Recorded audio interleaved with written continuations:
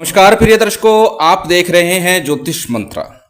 प्रिय दर्शकों, आज एक ऐसे अत्यंत शीघ्र प्रभावी छोटे से सरल मंत्र को देने जा रहा हूं जो भगवान श्री हरि के नरसिंह रूप का मंत्र है।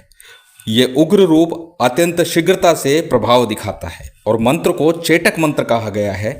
चेटक का तात्पर्य होता है जो तुरंत प्रभाव से अपना असर दिखा दे। मंत्र अत्यंत सरल भी है, छोटा भी है और विशेष रूप से प्रभावी भी है।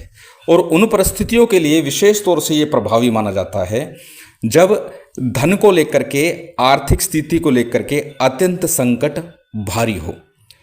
इतना भारी संकट के सामान्य दैनिक जरूरतों को पूरा करने के लिए भी आपको तरसना पड़ता है, सोचना पड़ता है कि किस प्रकार से ये ज़रूरतें जीवन की पूरा होगी, किस प्रकार से ये घर चलेगा, किस प्रकार से हमारे परिवार का गुजारा होगा। जब इतनी बातें अगर आपके दिमाग में आ रही हैं तो निश्चित है एक बार इस मंत्र का अनुष्ठान आपको कर लेना चाहिए।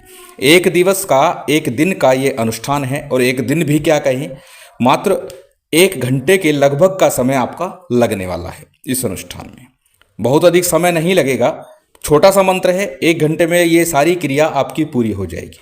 और यकीन मानना, ये 1 घंटा आपको आपकी समस्या से निजात दिलाने के लिए पर्याप्त है। चेटक मंत्र है, नरसिंह भगवान अत्यंत उग्र रूप है। भगवान नरसिंह के चाहे वो भूत प्रेत निवारक मंत्र हो या कार्य सिद्धि के, अत्यंत शीघ्रता से प्रभावी होते हैं। परंतु इस मंत्र का जप करते समय विशेष तौर से या तो गुरु आज्ञा लीजिए अथवा रक्षा मंत्र का विधान अवश्य ही करना चाहिए, क्योंकि ये मंत्र उग्र है और जब भगवान कार्य सिद्धि के लिए प्रेरित होते हैं, आते हैं, तो वो भी उग्रता से आते हैं। इसलिए थोड़ा रक्षा विधान अवश्य कर लीजिए। रक्षा विधान के विषय में वीडियो में डाल चुका हूँ, लिंक आपको डिस्क्रिप्शन में मिल जाएगा। और साथ ही केवल धन की बाधा नहीं, कार्य व्यवसाय की बाधा हो, नौकरी की बाधा हो या किसी प्रकार का भी आप कार्य कर रहे हैं तो जाहिर सी बात है जब कोई कार्य करते हैं तो उससे धन प्राप्ति तो होती है और धन प्राप्ति में किसी भी प्रकार का अवरोध है तो ये मंत्र दूर करेगा। तो निश्चित है कार्य व्यवसाय हो, नौकरी हो, व्यापार हो, सभी की बाधाएं भी ये मंत्र दूर करता है। इसलिए प्रत्येक व्यक्ति के लिए ये मंत्र निश्चित तौर पर लाभकारी है। और विधान भी कोई लंबा चौड़ा नहीं है, मात्र 1 दिन का विधान है। 1 रात्रि में 1 घंटा निकालना है आपको और उसमें ही ये मंत्र आपके लिए प्रभावी हो जाएगा, निश्चित हो जाएगा। कुछ सामग्री की व्यवस्था आपको करनी है। तो चलिए अधिक विलंब ना करते हुए जानते हैं किस प्रकार से इस मंत्र का आपको जप करना है, किस प्रकार से इसका विधान करना है। सबसे पहले हमेशा की तरह बात करते हैं साधना की सामग्री की। सामग्री आपकी स्क्रीन पर है, सामान्य पूजन सामग्री है और साथ ही कुछ हवन सामग्री का सामान है, क्योंकि इस मंत्र के जप के तुरंत बाद एक छोटा सा हवन भी करना है और ये मंत्र उसी रात आपके लिए प्रभावी हो जाएगा और अगले कुछ दिनों में ही आपको इसका प्रभाव, इसका रिजल्ट, परिणाम दिखाई देने लगेगा। आपकी जो अव्यवस्थाएं चल रही थी, बिगड़ रही थी, वो निश्चित ही सुधार की तरफ बढ़ जाएंगी। सामग्री आपकी स्क्रीन पर है, आप इसे स्क्रीनशॉट ले सकते हैं। सामग्री को एक बार मैं बता देता हूँ। सामान्य सी सामग्री है जिसमें कि चावल है, पुष्प है, जलपात्र है, धूप और दीपक। दीपक 1 रात्रि का पूजन हो, अक्सर बताता हूँ 1 दिन का या 1 रात्रि का पूजन हो तो घी का शुद्ध दीपक ही लेना चाहिए। चाहे तो तिल तेल का, सरसों के तेल का दीपक प्रयोग कर सकते हैं, परंतु श्रेष्ठ होगा यदि आप घी का दीपक प्रयोग करें। इसके अतिरिक्त में कुछ हवन सामग्री का सामान जैसे कि जौ, लाल चंदन का चूरा, कपूर, नारियल का बुरादा, लौंग, इलायची, मिश्री, हवन सामग्री, काले तिल, रुद्राक्ष की या लाल चंदन की प्राण प्रतिष्ठित माला। प्राण प्रतिष्ठा विधि भी मैं डाल चुका हूँ, आप उसको देख सकते हैं, लिंक आपको डिस्क्रिप्शन में मिल जाएगा। आसन की बात करें तो लाल या पीले रंग का कोई भी आसन आप प्रयोग कर सकते हैं इस साधना के लिए। और साथ ही नरसिंह भगवान का देवी के साथ में चित्र हो या फिर श्री हरि का लक्ष्मी के साथ चित्र आप रख करके इस साधना का विधान कर सकते हैं। एक सामान्य कलश भी स्थापित करना है, 1 दिन की साधना है। कलश में डालने के लिए 5 हल्दी की गांठ, 1 सुपारी, 1 कमलगट्टा, 1 रुपये का सिक्का, मिश्री, थोड़े से पुष्प कलश में डालने हैं आपको। अब चलिए बात करते हैं किस प्रकार से पूजन करना है, किस प्रकार से विधान करना है और किस दिन करना है। एक ही दिन का विधान है और जिस दिन ये विधान करेंगे उस दिन पहले दिन के समय, रात्रि में साधना करनी है 10 बजे बाद, और दिन के समय किसी लक्ष्मी नारायण के मंदिर में या नरसिंह भगवान का मंदिर हो उस मंदिर में चले जाइए। थोड़ी सी मिश्री लेकर जाइएगा और साथ ही एक मीठा पान लेकर जाइएगा। ये भगवान को अर्पित करके साधना में सफलता के लिए और निर्धनता धन की परेशानी को दूर करने के लिए निवेदन कर दीजिएगा। और उसके बाद रात्रि काल में 10 बजे के बाद में इस साधना को आपको करना है। करना किस दिन है?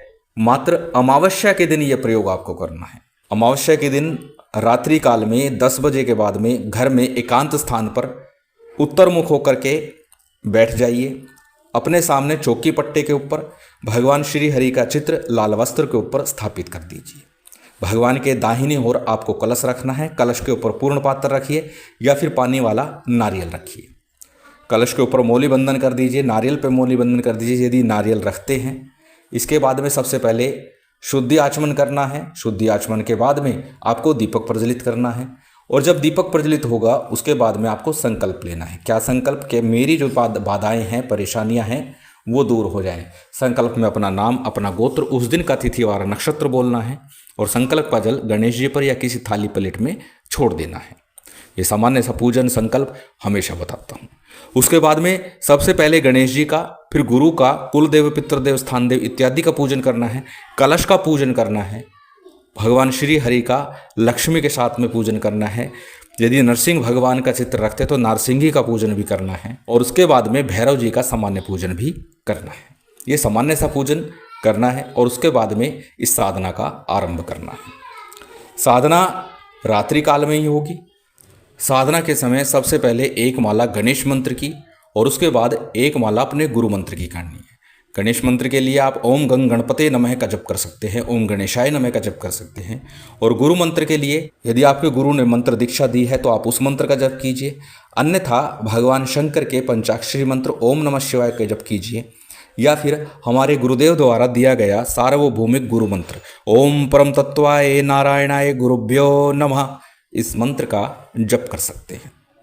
एक एक माला गणेश गुरु मंत्र की करने के बाद में आज के जो मंत्र है उस मंत्र की 11 माला का आपको जप करना है। मंत्र छोटा सा है, 11 माला में आपको बमुश्किल 20 से 30 मिनट लगने हैं।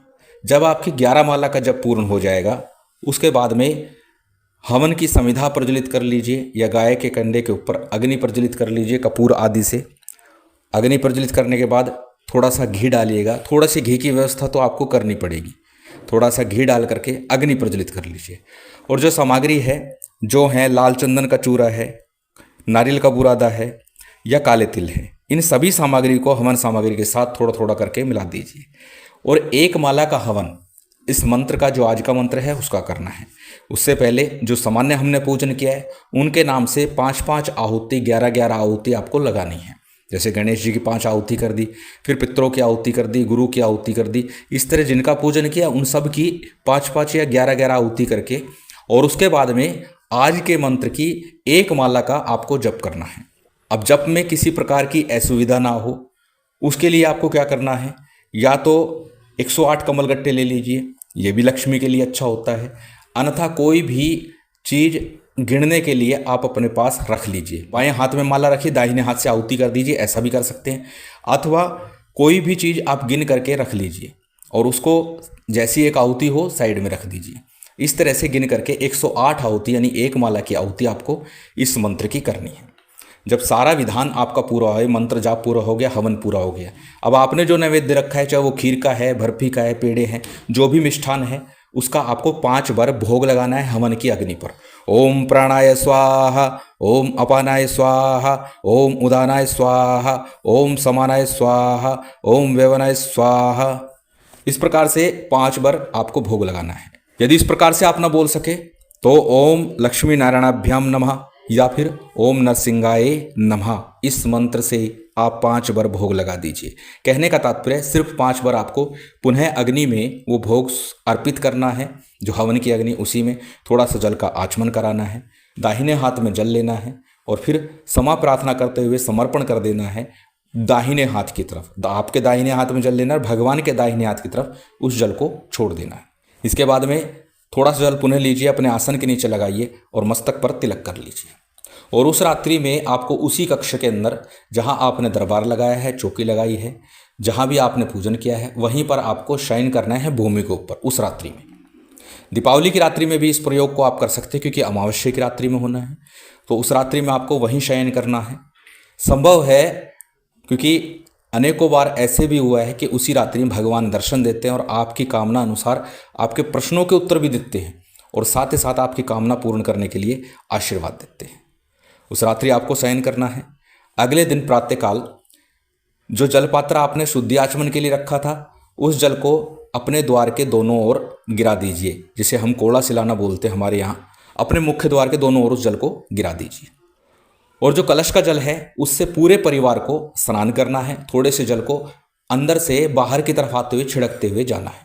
और जो कलश के अंदर हमने हल्दी रखी है या सुपारी रखी है, 1 रुपये का सिक्का, कमलगट्टा, 1 रुपये का सिक्का, कमलगट्टा और सुपारी और हल्दी, इन सारी चीज़ों को थोड़े से चावल के साथ लाल या पीले वस्त्र में बांध करके सुरक्षित कहीं भी रख दीजिए, अपने घर के अंदर कहीं भी रख दीजिए।